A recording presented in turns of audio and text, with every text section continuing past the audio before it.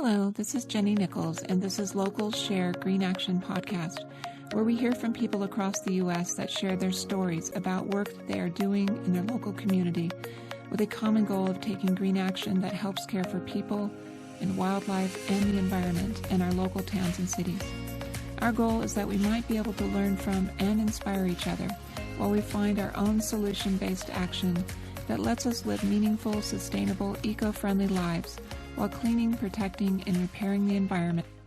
Today in our podcast, I'm speaking with someone who's one of the founders of a toy lending library, which helps people to cut down on waste, improve their family budget, and allow their children access to a wider range of toys. I'm speaking with Rebecca Nutter. Rebecca Nutter is the current executive director of the Minneapolis Toy Library. She is a former early childhood educator and a stay-at-home mom with 3 girls, ages 8, 5, and 2. She chose to be a part of a lending library because the idea of sharing these material resources made sense, especially toys for young children who often benefit from varied, developmentally stimulating and age-appropriate toys. She also saw this as a way for families to cut down on their waste and consumption and at the same time improve the lives of families in the community. Welcome, Rebecca. Thank you. Thank you for having me. I'm so excited to speak with you and find out more about your path of green action that led you to being a part of a toy lending library. So what planted the seeds for you to want to take some kind of green action?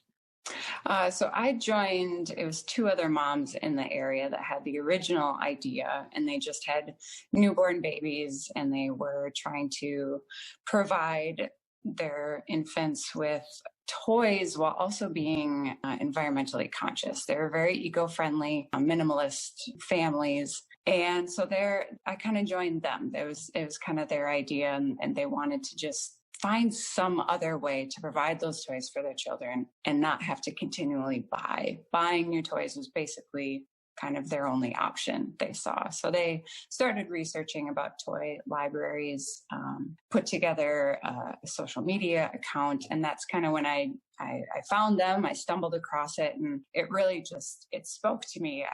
I'm a very minimalistic person. I don't actually have a lot of toys for my children. It sounds terrible, but I can't justify buying new toys all the time. So it really spoke to me like, this is just something that makes sense. We just share the toys, especially for children under the ages of 5. They go through, their interests change so much.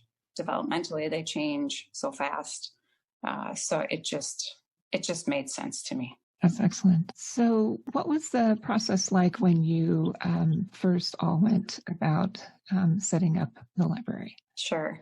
We met and talked about kind of what strengths we brought to the table, and they had more of not the business mindset, because we decided to go and become a nonprofit, but they had one of their husbands was a lawyer. So we had the liability stuff that taken care of. One of the moms was from Australia, and she was part of a toy library down there. So that was what brought her into the group. And then my background in early childhood and special ed, I like that age. That's what I'm comfortable with. Also, the child development center I worked at, I was in charge of the closets of our toys. So I knew how to kind of categorize.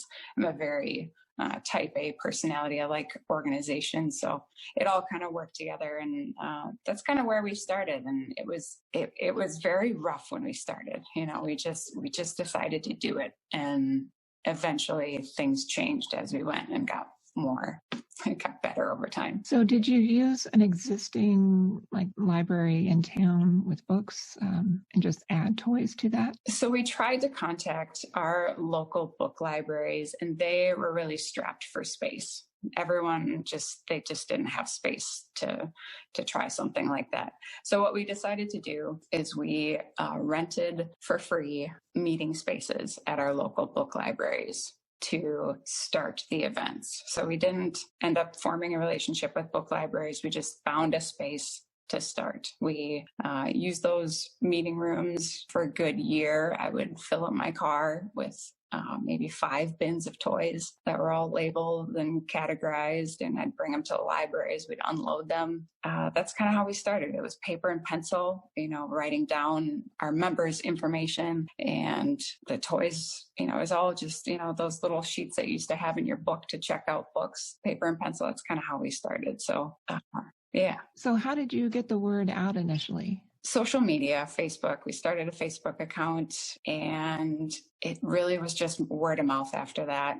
We've got a strong ECFE, so it's early childhood family education resource for families in the Twin Cities in Minnesota. And people were part of those groups. So it's basically, they offer classes for children under the ages of 5 for the children to come and play. And then the parents might meet and learn something about development on the side. So it was just a resource that families could have. And we've had a couple families from there, and then they talk to other families like, hey, there's this toy library. Have you heard of it? Our members were and continue to be very supportive. So they would bring brochures to those meetings and hand them out. Really, word of mouth was it. I remember we actually tried to do a paid advertisement in a magazine, and we were really worried about it, whether or not the money would be worth it. And we didn't get any recognition or feedback from that. So it's really just been word of mouth. Nice. Did you charge money for a membership or? Yeah, so we looked at what other toy libraries were doing around the country and internationally and how much they were charging for memberships. Some do monthly. We decided to do yearly, and we decided to start out with a yearly membership of just $20.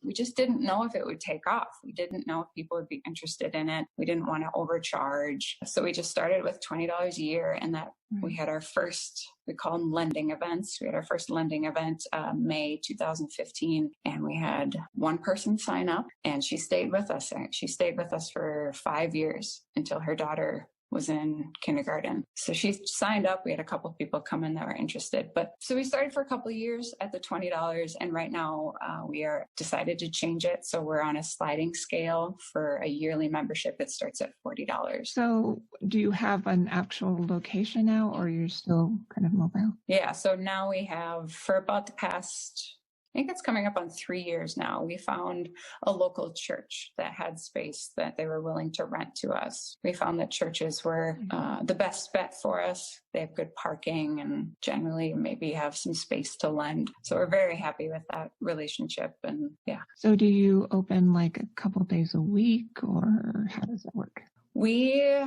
Before COVID set in, we were open 6 days a month, and we were open for a couple hours each time. Right now, we're just doing a curbside toy pickup offering 2 times a month. Nice. So do you have like a website where people can kind of, trade out choices? Oh, yeah. So we don't have anything online right now. So, with this developing the toy library, everything can get better. We're rough around the edges in some parts. And I think that our members, they get it, and they don't want this to be a over-expensive concept and membership. So they're paying for basics, and that's kind of how we operate right now. And it worked fine not having to check out online before the pandemic arrived, because people would just come in and they would find the toys, and it's a nice experience for their children to be there too, because the children can pick out toys. It's just kind of fun for them. So we don't have that capability yet. We would like to. I think with the system we're operating under right now, it would probably be best to have that. So how do people know like what toys that they want to check out next? Yeah. So right now they get what we call like a mystery box to check out. They let us know the ages of their kids and the developmental categories, I call them, that they'd like to check out from. And if they were a member, they know what those categories are. It's board games, puzzles, vehicles, things that are more large motor, fine motor. We have trampolines and sleds and slides. We have big stuff like that. So people just kind of let us know generally what their kids are interested in. And then myself and my volunteer coordinator and then some other volunteers go to the library right before our event a couple days beforehand, and we fill those orders. So we've done a pretty good job. Our members are very happy with it. And they're just happy to not have sleds anymore from the winter. They're they're happy to have something else. Would you say that with the yearly fee that you're able to kind of maintain the program? I'm assuming no one's really like receiving a salary. It's kind of all volunteer. Yeah, we're all volunteer run. It's just myself and another mom who's the volunteer coordinator. And yeah, we're able to operate really well under our current membership fee. And members who join, who understand our concept, want to support the mission of sharing toys versus buying and consuming, they do offer a generous membership fee. They will join at a higher rate because they do support us. So how many hours would you say like per week it's taking you to kind of maintain this, and how many members do you have right now? We have about 360 active members right now, and we've had, I think, close to 700 total families. So families age out. By the time their kids are 5 years old, they're moving on and done with those kinds of toys. How many hours like is it taking you each week to run it? Right now, because everything is... Well, I kind of meant before. Yeah, 10 hours maybe. Okay. See if this was like another full-time job along with raising kids. No, not really. It was, and I don't know, I'm really good at multitasking. So it's, I had my infants along the way that would be sitting next to me in a bouncy chair, and I would be labeling toys. So I can make it work. So you're doing most of like the contact or the information you're putting out is on a website, and then you would have the event on a certain date and time. People would show up, things out. So it was pretty efficient the way that you set it up. Yeah, with the curbside toy pickup, it's running well. So what are some of maybe the challenges that you faced initially, or, well, obviously with COVID-19, we know what the challenges are now, but maybe initially, what were some of your challenges? Finding volunteers has been hard. We decided to just run it as a volunteer organization because we didn't want to go into the employee laws and everything that went with that. So finding people that were willing to or be at home and help us label toys at home, that kind of thing. So how do you handle it if, let's say, a toy is broken or there's missing pieces? We're very understanding. We're moms. We understand it. I lose stuff under the couch from the toy library all the time. It's just case by case. If it's a very popular toy, if it's a higher quality toy, I will talk to the member to see if it's possible that they actually replace it.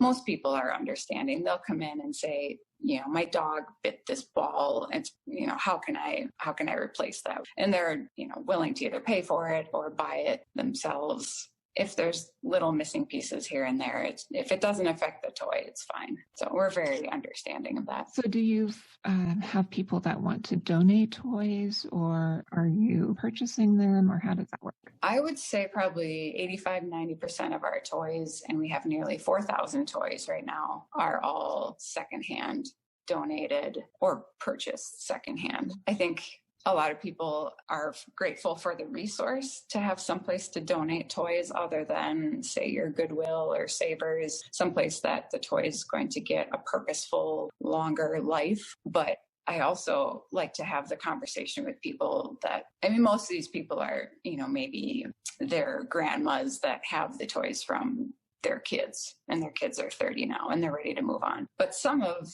the conversations I have with people where it's, they're younger and they have the kids now, it's like, well, instead of donating the toys, let's think about the behavior that we should change, that let's be more of a sharing economy. Let's join a toy library. Share with your neighbors. Don't join a toy library. Just find neighbors, find friends, family that you can share the toys with. Purchase secondhand. Because it's great as a toy library to have so many toy donations, but it's also, in it lies a bit of a problem that people have been inundated with buying new toys at a certain point in our lives, and how can we change that? So that's kind of what we're hoping the toy library helps people see, is that you can make this work. It is a little bit of an effort. You don't just get the toys and they stay at your house. You have to keep an eye on them. It's, teaching children about responsibility. You have to clean them before they come back. You have to have it on your calendar that you need to be at the toy library on a certain Saturday a month. So it's a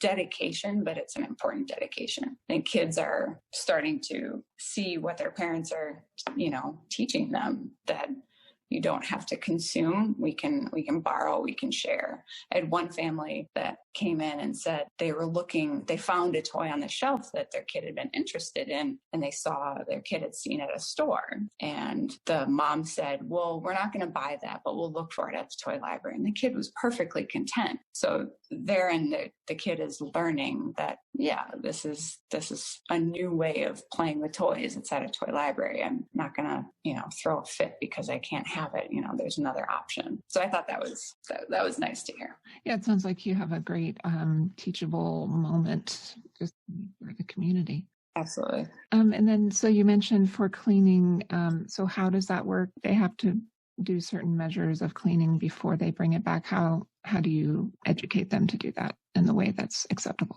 Right. So we offered every time a member signed up, we would give them a spray bottle filled with a green cleaner. So it's just vinegar and water. And through our county, we had some resources that we were able to give to our members about green cleaners, the importance of not using harmful chemicals for, your children that mouth toys at home, and also for going down your sink at home for the environment. So we supply them with what they need to clean the toys. We have toy cleaning protocol on our website, so people can go to that to learn how to appropriately clean their toys. It is on the members, so we trust that they do it. We do try to kind of watch as things come in. It's pretty obvious when young kids have had a toy and it hasn't been cleaned, so we can pull that aside and spot clean that before it goes on the shelf. But our members are very good about cleaning the toys and sanitizing them before they come back.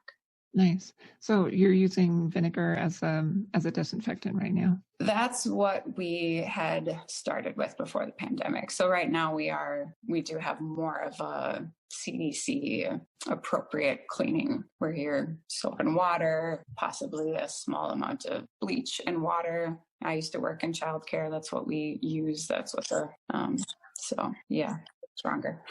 You've kind of mentioned how you're handling things with the pandemic right now. What are some of the ways that you and others are enjoying the rewards of your efforts? I think just the support we get from our members, the verbal support, the financial support is great. I love seeing it passed on to the next generation. I love seeing the kids come in and understand the toy library, that it's a place you have access to all these great toys, but we're sharing it. You don't have to keep it, that somebody else gets a turn to have it. So I really like that piece. And I think we all do, to see that it's working. It's infiltrating the community. So if your ideas, your experience, and your wisdom were all wrapped up in seeds of potential action to give to others that might be considering this in their city or state, what advice would you give to them? It can be simple. You can start small. We didn't have the great software to begin with. We didn't plug a bunch of money into it. We just had donated toys from families and friends. We had a space and we started. I think that will help people start talking about it, that, I don't need to go online to buy toys for my kids at this age, like Duplos that my kid can build with, it just starts sharing, So I think it can really just start small, and you don't have to, just try not to be overwhelmed with all the other stuff that, becoming a nonprofit, building a board of directors, which we've done over the past 6 years, but it can be small, and yeah. Nice. So what resource, maybe a book, website, or film, has been maybe helpful in this process? It was nice to have, there's a USATLA, so it's a USA Toy Library Association, and they have resources available to people that are interested in starting a toy library.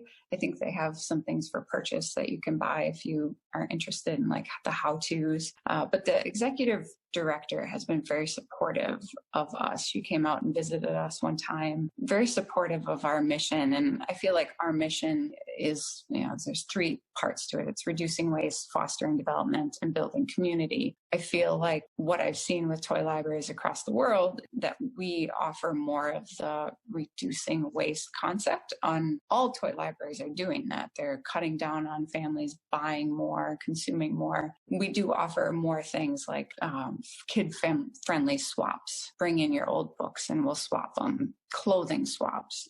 We do some hard to recycle things with TerraCycle, broken toys. Get recycled with them. Mission has been something that's been a little bit different, and just having the support from the executive director from the Toy Library Association has been great. They also have just some good resources on there as well. So I think that would be the one that we kind of go back to. Yeah, so I didn't realize. So you're doing book swap, and so you have like kind of like a little mini library there as well with books. Well, we have like monthly, we'll have different kinds of swaps. So anything like art materials, books, and that'll change. So every month or 2 months, we'll just have a table of books that you can bring. You can take one, leave one, and then the next month it'll change. And then we'll find a place to give those materials away to. Shoes, that's a big one with young kids. We're always changing shoes. So families have really liked that resource. They're always coming up with good ideas for other kinds of swaps. So great. That's excellent. And clothing too, I'm guessing? Yeah, clothing, that's a big one. Kids grow so fast. Yes. Do you ever get involved in like some reusable like art projects, like craft items or things like that? Not really any art materials. We actually recycle broken crayons with the Crayon Initiative, which is another guy that just saw a bunch of crayons going in the garbage at restaurants and said, we need to do something about this. And he recycles crayons. He gives them away to free to children at hospitals for art therapy. Anyways, so we collect crayons for his work, but we also take some of those crayons and I put them with silicone molds and instructions on how to make new crayons at home. So you just put them in the oven. And so I do have that in the inventory. So how would you like people to contact you if they want to find a little bit, find out more about what you're doing there, or maybe people that want to do this somewhere else? Sure. They can email us at mplstoylibrary@gmail.com. So email is the best way to contact us. Well, great. I'm just really excited to hear all that you've done with it. Really, when I read about it, what I thought it was what I had experienced in Illinois, which was kind of like paired up with the actual book library, and they had some toys, but it was, it wasn't a huge collection, and it was something you had a little bag, you took it home, you brought it back. But this sounds like you've really done so much more with it, and yeah, that's excellent. I'm impressed, and you're giving so much time and everything to it. That's really commendable. Thank you. It's taken some years, but I love it. So do you feel like you're going to be able to pass this on to other people as your children get older? I'll stick with it. Yeah, I'll stick with it. I just have so much fun with it, and it's become my passion now, for sure. Thanks for joining us for Local Share Green Action. Until next time, let's all use our unique talents and abilities and take meaningful green local action that benefits the planet and people.